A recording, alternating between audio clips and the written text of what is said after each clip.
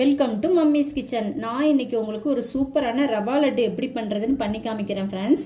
நம்ம வீடியோக்குள்ளே போகிறதுக்கு முன்னாடி நம்ம சேனலை லைக் பண்ணுங்கள், ஷேர் பண்ணுங்கள், சப்ஸ்கிரைப் பண்ணுங்கள் அண்ட் பெல் பட்டனை ஆனில் வச்சுக்கோங்க. நம்ம ரவா லட்டு பண்ணுறதுக்கு என்னெல்லாம் எடுத்துருக்கோன்னு பார்க்கலாம். ஒரு கிண்ணத்தில் ஃபுல்லாக ரவை 1/2 கிலோ ரவை எடுத்திருக்கேன். முந்திரி எடுத்திருக்கேன்.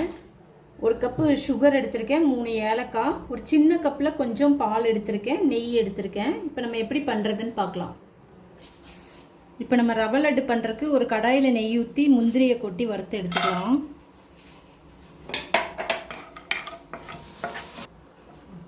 இப்போ நம்ம முந்திரியை வறுத்து எடுத்தாச்சு.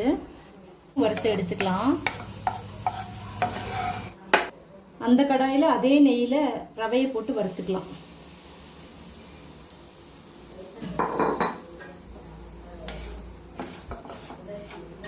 ரவை நல்லா வறுத்துருச்சு. இதில் சர்க்கரையும் போட்டுக்கலாம். போட்டு கிளறி விட்டுட்டு அடுப்பை ஆஃப் பண்ணிடலாம்.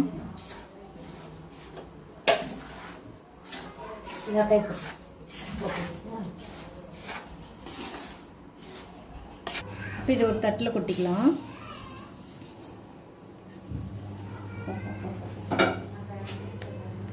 இப்போ நம்ம பொடி பண்ணி வச்ச ஏலக்காய், வறுத்து வச்ச முந்திரி, திராட்சை எல்லாத்தையும் இதில் போட்டுக்கலாம். போட்டு நல்லா மிக்ஸ் பண்ணி விட்டுட்டு ரவை உருண்டையாக பிடிச்சி எடுத்துக்கலாம். இதில் இன்னும் கொஞ்சம் கூட நெய் போட்டுக்கலாம். நம்ம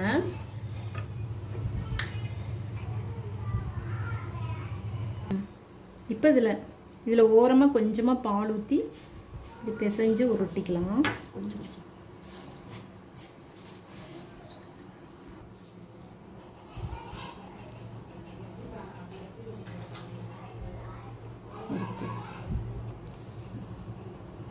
உருட்டி வச்சுக்கலாம்.